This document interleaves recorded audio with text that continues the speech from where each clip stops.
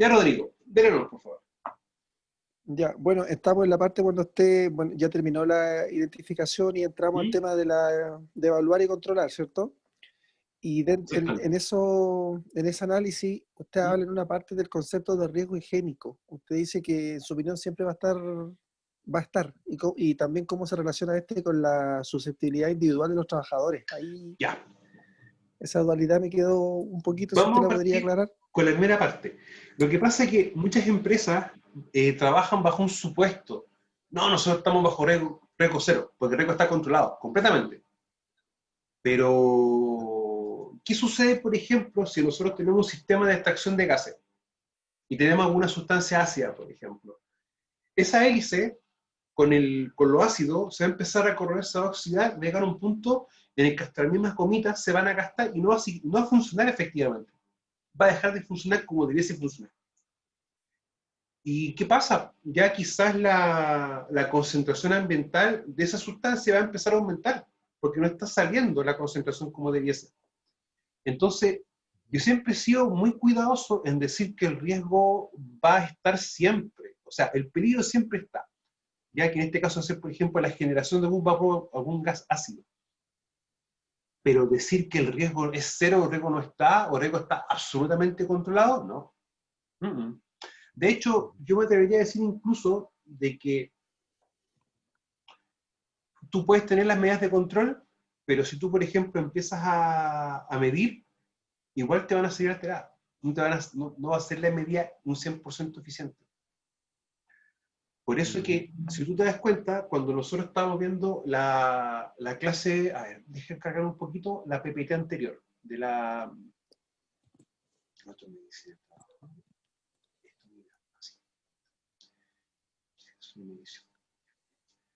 nosotros estamos claros de que cuando... Bueno, esto es la unidad 1 incluso, me equivoqué de unidad. Perdón, chiquillos. Entonces, unidad 1, límite de exposición. Nosotros, supuestamente el artículo 57 dice textual, cuando una medición representativa de las concentraciones de sustancias contaminantes existentes en el ambiente de trabajo y la exposición de agentes físicos demuestra que han sido sobrepasados los límites, deberá tomar acciones necesariamente para controlar el riesgo en el origen. ¿Ya? Y si esto no funciona, es porque tenemos, o no funciona tan como nosotros creíamos que debe funcionar, empieza a aparecer el concepto de riesgo residual. ¿Ya? Entonces, la misma ley incluso lo contempla, porque la misma ley entiende que ninguna medida va a ser eficiente en un 100%. Entonces, ahí vamos a tener como esa no complejidad, pero esa situación. Y yo siempre llamo, nunca hay que decir, ni capacitar, ni explicar que el riesgo es cero, porque el trabajador, ¿qué piensa cuando el riesgo es cero? ¿Para qué me cuido? Claro, se relaja. Se relaja, ¿ya? Y eso es una conducta normal, incluso muchas personas ahora con el tema del COVID piensan de que como ya los casos van disminuyendo, podemos seguir saliendo. Claro. Pero resulta que el riesgo sigue estando, porque la probabilidad sigue estando. Entonces, ahí tenemos un tema. Rodrigo, ¿cuál era su segunda pregunta? No, es que en base a lo mismo habla usted también de que las empresas tienen que contar con un programa de vigilancia de salud o de vigilancia médica, Ya, que venía como en base a lo mismo. ya. Ahí tenemos, por ejemplo, un tema. Miren. En esta misma asignatura, tenemos que en la unidad 4, tenemos que nosotros trabajar con la 4, con los protocolos del Ministerio de Salud. ¿Ya? Esos protocolos hay varios. De hecho, son como 13, 14, en realidad. Pero nosotros siempre trabajamos con 4, que son como no como, son como los que más se trabajan habitualmente en todas las empresas, que es exposición al ruido, exposición al sílice, trastorno musculoesquelético, el famoso TEMER, de la extremidad superior, que en el fondo viene asociado a movimientos repetitivos, ¿ya? Y los riesgos psicosociales, que son como los 4. Ahora, si trabajamos en agricultura, quizás no tenemos sílice, pero sí tenemos, por ejemplo, exposición a plaguicida. Y así uno va viendo el rubro, lo que va trabajando. Estos protocolos tienen distintas etapas. Tienen una etapa cualitativa, tienen una etapa cuantitativa y tienen una etapa de medidas de control. Y eso también viene, por ejemplo, con los programas de vigilancia médica. Ahora, independiente que yo esté o no esté con protocolo, si tengo gente expuesta a algún agente interhigiénico, sí o sí debo tener un programa de vigilancia. Y el programa de vigilancia va a tener siempre dos componentes. La componente 1, que es vigilancia ambiental. ¿Ya? Y si ustedes se van dando cuenta, por ejemplo, en la... Si ustedes se van dando cuenta, en la misma PPT hay una parte que versiona que la evaluación higiénica se tiene que hacer en dos instancias, en el ambiente y en el trabajador. ¿Ya? Ahora, ¿por qué eso es importante? Pues yo cuando hago las dos evaluaciones, recién puedo tomar el global para decir, esta es la evaluación higiénica, pero para el ambiente de trabajo, para las características del ambiente y el trabajador. ¿Por qué a nosotros nos importa eso? Porque en la práctica vamos a tener una cosa. Por ejemplo, tengo agente ruido. ¿Y yo cómo verifico realmente si las medidas de control están siendo efectivas? ¿O están cumpliendo su cometido?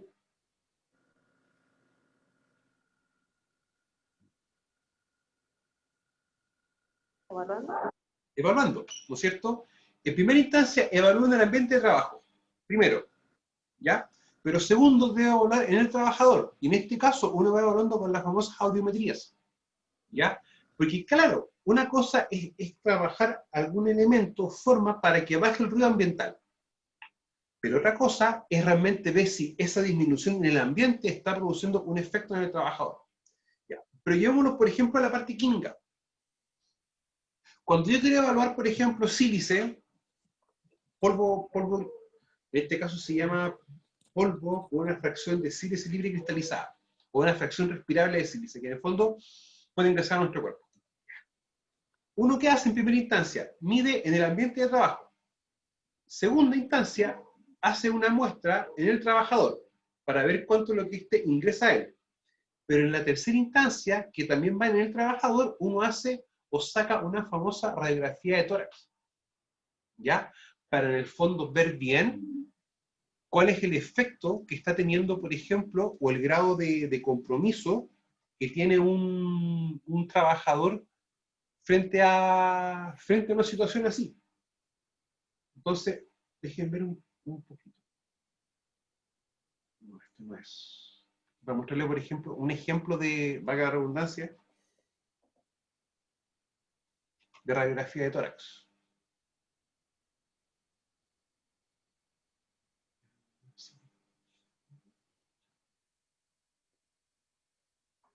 Ya. Por ejemplo, chiquillos, yo puedo hacer una medición ambiental, después una medición de cuánto es lo que está ingresando la persona, y luego voy a revisar en sí en la persona. Y si ustedes se van dando cuenta, van viendo esta PPT, por ejemplo, en la sección de acá, tú ves que en el pulmón se ve un contraste blanco.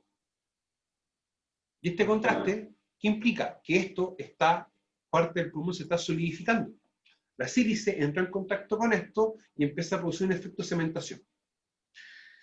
¿Por qué es importante esto? Porque yo realmente estoy viendo si las medidas de control están funcionando. O sea, se disminuyó la concentración ambiental, ¿ya? Y realmente cuánto es lo que está ingresando al trabajador. Y también si en el fondo su elemento de protección respiratoria está funcionando, o están adecuados. No sé, Rodrigo, si eso se queda un poco claro. Sí, me queda claro con la pregunta y al analizar la fotografía que usted está mostrando ahora, si uno, por ejemplo, en este caso, viera ese tipo de imágenes, se pueden tomar, obviamente, mejorar las medidas. Esa es la decisión que tiene que tomar en este caso un profesional al O ver, sea, por ejemplo, que hay concentración igual. ¿Qué se puede hacer en la práctica? en la práctica, mira, primero que todo es sacar al trabajador. Ya. Es lo primero que todo, sacarlo del lugar de exposición. Primero. Y segundo, hay que empezar a analizar directamente todas las características, atributos del lugar de trabajo que te expliquen por qué las concentraciones están tan altas. Claro.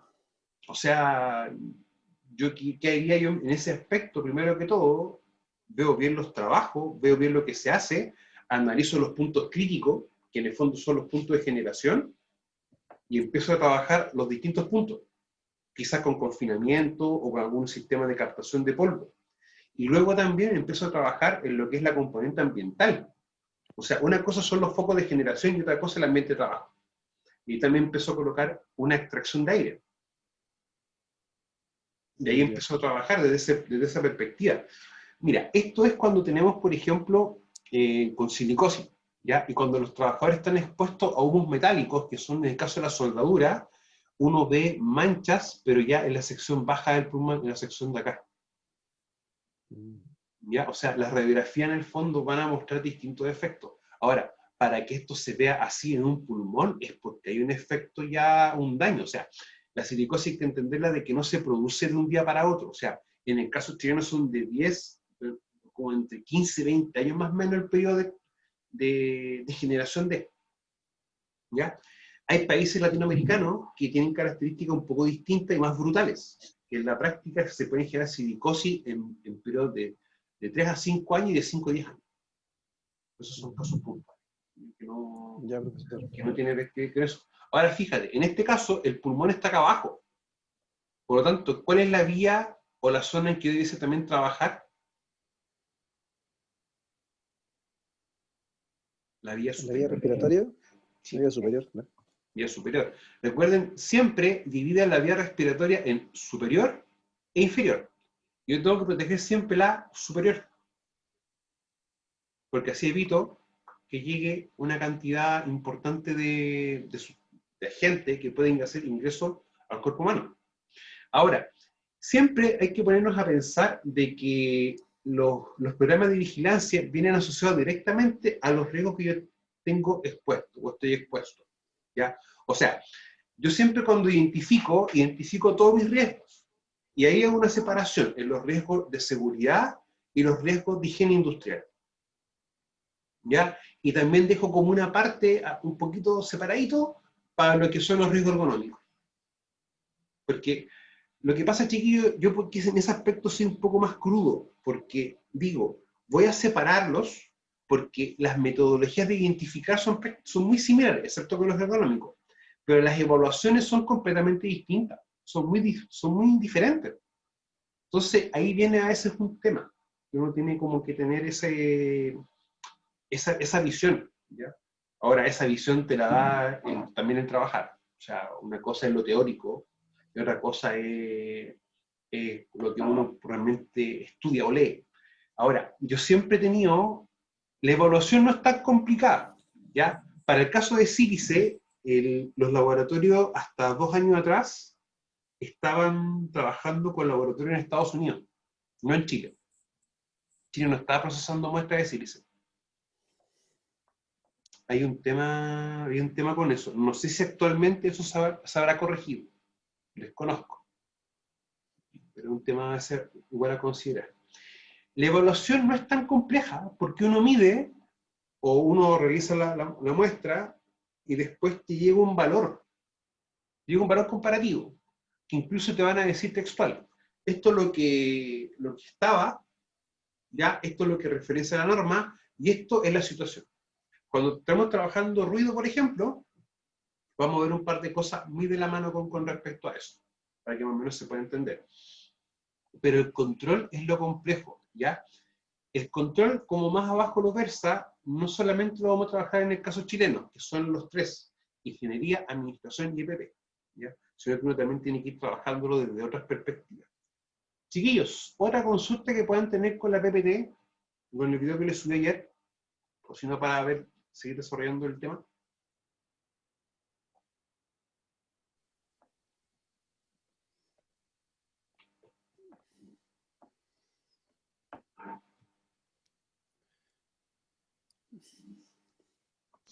¿No?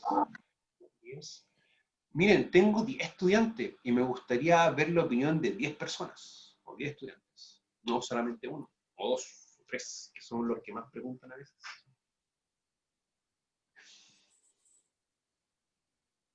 Chiquillos, no es por ser pesado, pero la idea de esta instancia es que yo no solamente revise esto, sino que también ustedes me hagan preguntas, chiquillos. Ya. Mire, vamos a revisar los tópicos muy importantes de esto. Nunca se olviden de esto, esta triada: identificar, evaluar y controlar. Desde el punto de vista conceptual va a ser casi lo mismo, pero desde el punto de vista operativo esto va a ser diferente tanto para los riesgos químicos, los riesgos físicos, los riesgos de seguridad laboral, o los de seguridad industrial, mejor dicho, y los ergonómicos. Ya, incluso hasta los riesgos psicosociales, que son condiciones del trabajo, ya, que pueden afectar la psique del trabajador, también tiene una forma específica de evaluarse. Incluso en seguridad, uno tiene hasta formas de poder evaluar los riesgos de incendio, riesgo eléctrico, y también los riesgos de explosión. O en este caso, si tengo, por ejemplo, un silo con 2 toneladas de anfo, uno puede más o menos calcular el radio de explosión. Ya, o sea, hay distintas metodologías para hacer las distintas evaluaciones de riesgo.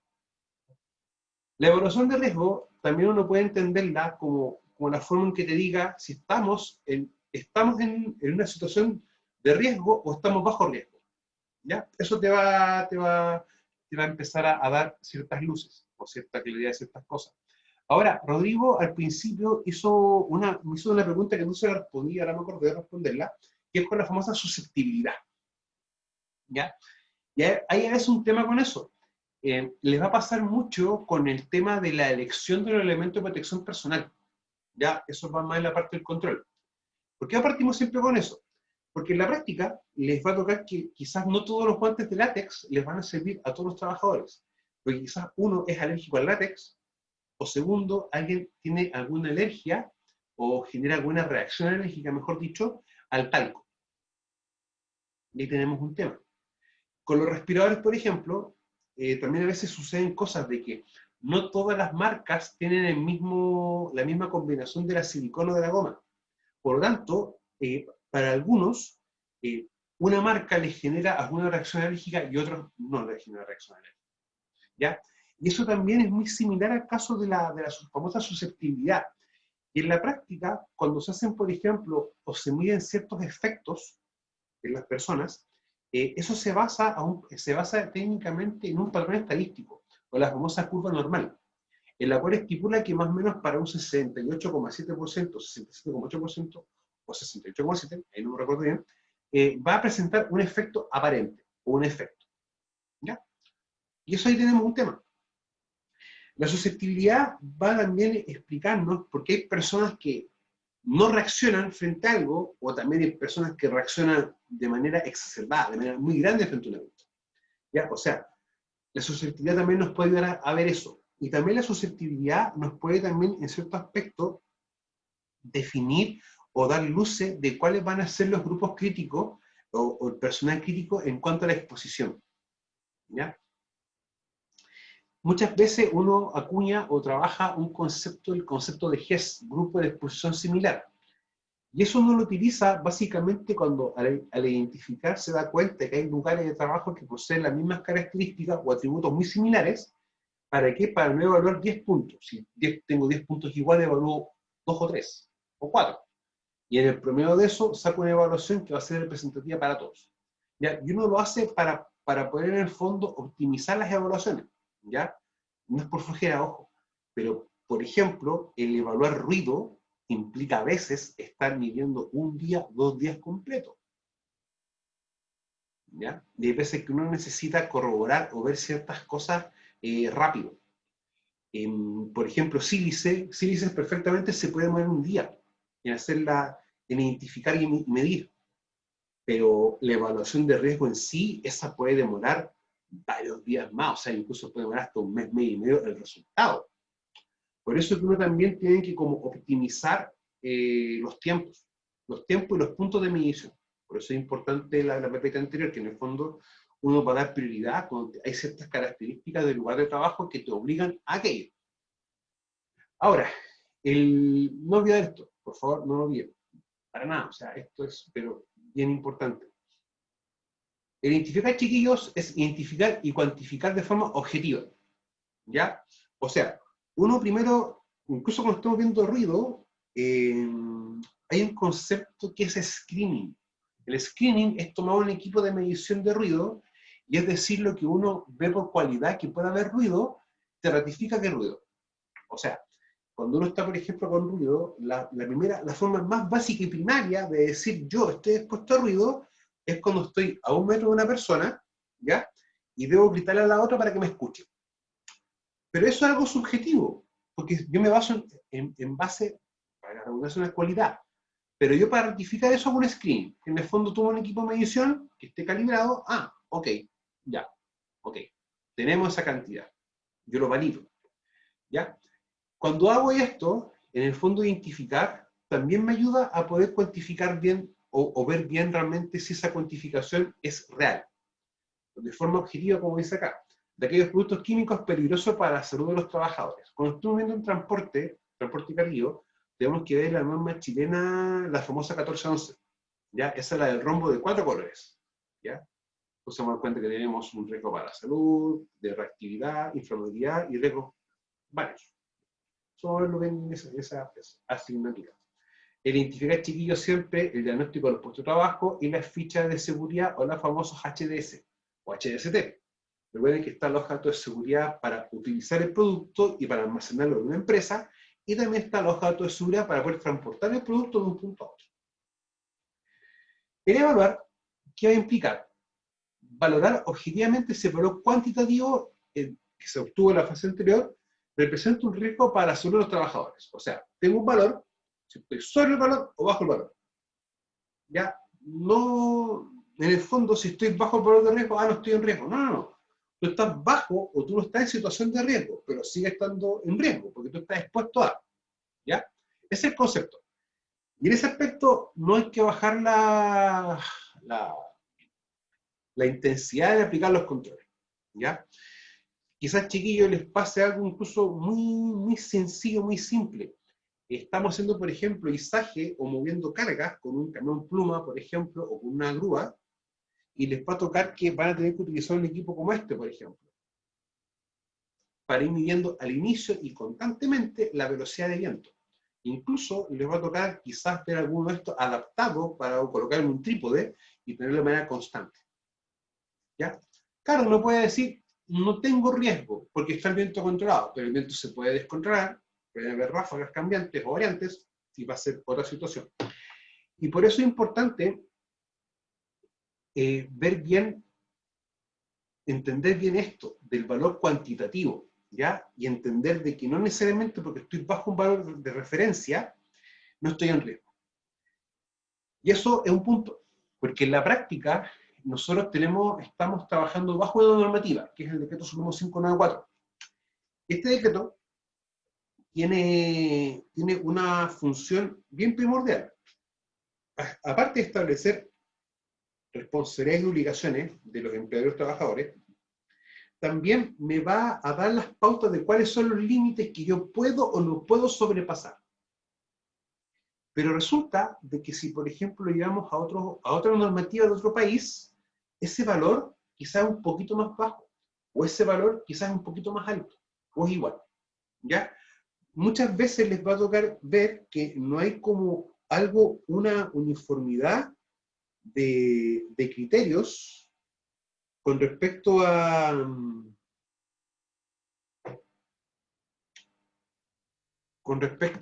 que todos van a tener el mismo valor. De hecho, cuando veamos ruido, les va a sonar algo muy raro, de que yo no puedo estar, si estoy hasta 85 sin EPP, pero si estoy sobre 80, debo entrar en un protocolo y debo entrar en un programa de vigilancia.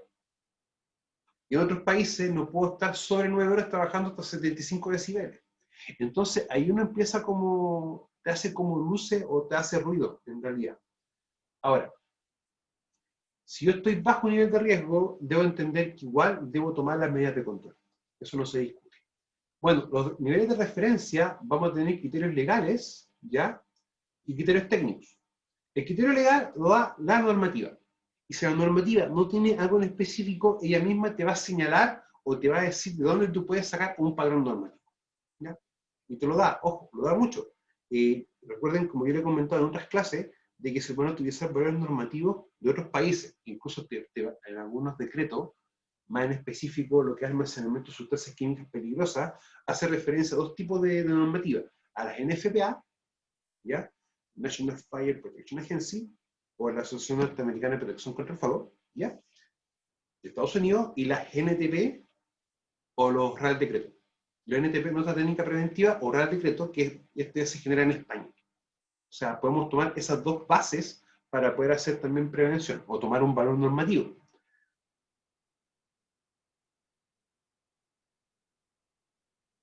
Ahora, los criterios técnicos, chiquillos, los proponen entidades de reconocido prestigio nacional o internacional y suponen una interesante referencia científica en caso de ausencia de un criterio legal. ¿Ya? Yo siempre he trabajado con criterio legal, ya siempre, cuando me tocó medir ruido y una serie de parámetros en faena.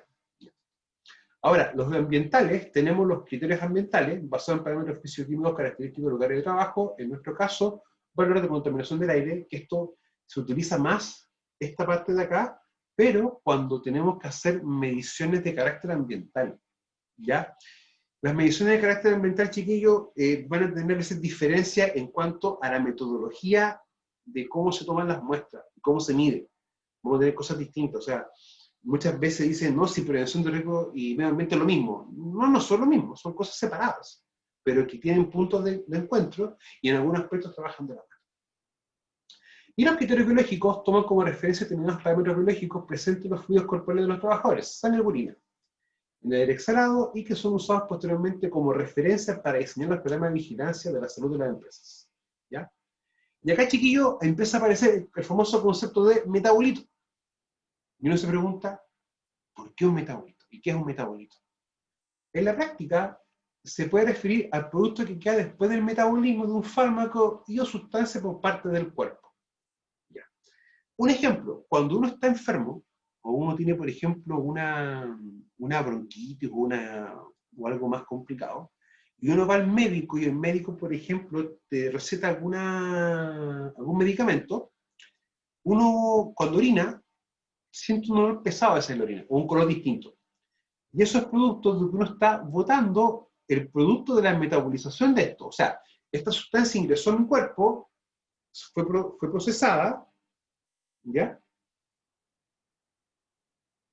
Y se elimina, ¿ya? Y eso es importante entenderlo. Ahora, los metabolitos también nos van a servir de cierto parámetro, por ejemplo, cuando estamos expuestos a alguna sustancia y no sabemos cuál es, ¿ya? Ah, si está este metabolito, o sea, el trabajador estuvo expuesto a esta sustancia. Y también es para ratificar si realmente lo que estamos trabajando, o lo que está trabajando, o lo que está expuesto a la persona, es lo que es. Y otro sentido también es para verificar que la persona no esté trabajando bajo algunos elementos prohibitivos, ¿ya? O sea, el mismo 594 tiene un listado de las sustancias prohibidas para poder trabajar. Y lo tiene. Incluso es más, la benzina, como ustedes la conocen, el mismo decreto supremo 594 me estipula algo bien sencillo, de que solamente se puede utilizar como combustible, no como algún elemento para poder limpiar. O sea, muchas empresas, muchos talleres utilizan la benzina para limpiar ciertas piezas como que tienen petróleo o aceite o grasa. Eso lo utilizan así. Eso ya no, es un tema que no debiese darse. En la práctica, el 594 nos va a establecer un límite de tolerancia biológica. O sea, nos va a decir lo máximo que puede estar expuesto la persona. Eso es lo que te va a decir. Ahora, deberá considerarse, además de los indicadores ambientales, la valorización biológica de exposición interna para evaluar la exposición real al riesgo. O sea, mido en el ambiente, mido en la persona, ambas evaluaciones me llegan a un punto en común. Ok, recién con esas dos evaluaciones puedo hacer una evaluación ambiental. Y puedo decir, perdón, con la evaluación ambiental más la evaluación biológica, voy a llegar a la evaluación higiénica total. Para poder también tenerlo en mente como una referencia. Bueno, tenemos la valorización interna, indicador biológico y el límite de tolerancia biológica. La primera parte es cómo se van a colectar las muestras, ¿ya? El indicador biológico, el cual identifica el metabolito o el efecto en el cuerpo, ¿ya? Y el límite de tolerancia biológica es la cantidad máxima que puede haber. Cuando lo empezamos a ver una cosa, o sea, cómo tomo las muestras, qué mido, ¿ya? Y el límite máximo, podemos llegar, por ejemplo, a lo que establece el artículo 113, el mismo 594, Y acá que tenemos el agente químico, el indicador biológico, o sea, el metabolito que se va a buscar, que en este caso vendría a ser el indicador biológico, ¿ya? La muestra, cómo se colecta, y acá ustedes se dan cuenta, acá prácticamente todo orina, y el límite de tolerancia biológico, o sea, la cantidad máxima que puede presentar. Y acá la forma o cómo yo voy a muestrear al trabajador, o cómo voy a hacer el muestreo. Entonces, si nos damos cuenta, no todos van a tener la misma frecuencia. Cuando yo sé a qué sustancia estoy expuesto, que en el fondo viene la parte de identificar, y luego el para el evaluar, ¿ya? Yo con esto puedo también empezar a diseñar los distintos programas. En este caso, el programa de vigilancia que me va a indicar realmente cómo yo debo hacer la medición, o cada cuánto debo medir. ¿Ya? Por eso es importante, chiquillos, cuando yo identifico, detectar cuáles son la población crítica, o la población que está expuesta. ¿Ya? Porque de ahí yo voy a tener la masa crítica para poder hacer las distintas evaluaciones. ¿Ya? Antiguamente, cuando por ejemplo no estaba el protocolo de exposición a ruido, ¿qué se hacía? Se medía ruido, ok, todos los trabajadores de esta unidad van todos a medirse ruido. O en este caso se hace ¿cómo se llama?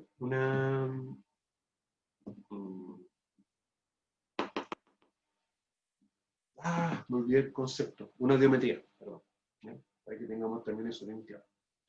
Mire, si se dan cuenta, por ejemplo, la acetona es al fin del turno, ¿ya? Pues el arsénico, después del segundo día de la jornada semanal y a partir del mediodía del tercer día de exposición.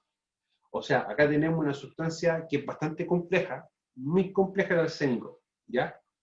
Para que también tomemos en cuenta de que cuando uno va a empezar a trabajar con sustancias, es importante ver la hoja de datos de seguridad, primero que todo. Segundo, ver en qué listado o qué categoría se encuentra en el 594, ¿ya? Ver también algunos temas con la 2190, la 1411, la 382, que tenemos que ver ya más a cabo en transporte también. Pero también ver la bibliografía, ¿ya? Ver qué nos dice la bibliografía con respecto a las características de esta sustancia, cómo está funcionando. O cómo puede llegar a funcionar el trabajador, que ahí también tenemos varias complejidades. Bueno, las concentraciones de los agentes químicos y sus metabolitos serán determinadas en muestras biológicas de sangre y orina en la oportunidad y expresadas de acuerdo a las unidades indicadas en el artículo 113. O sea, es lo que está acá. Ya que esto nos va también a dar directrices en qué tenemos que hacer. Bueno, la valoración biológica demuestra que han sido sobrepasados los límites de tolerancia biológica indicados en el artículo 113, que le dijimos recién. El empleador deberá iniciar inmediato acciones necesarias que eviten el daño a la salud de los trabajadores derivados de las condiciones laborales. O sea, si ustedes se van dando cuenta, esto es muy similar a lo que establece el artículo 57. Y cuando se van sobrepasando ciertos parámetros, yo debo tomar una acción directamente en la fuente. Y acá hay que tomar acciones, pero te dice derivado de las condiciones laborales o acciones necesarias que eviten el daño. No te está diciendo en qué nivel, si es en el ambiente o en el trabajador. Acá lo que uno puede interpretar, lo que uno puede deducir, que deben aplicarse en todo el contexto completo. Entonces, ahí tenemos un tema bien específico, ¿ya? Nunca olvidar de que independiente de que la ley me obligue a hacer un control en la fuente cuando la concentración ambiental se excede en un valor, independientemente de eso, yo igual debo hacer un control.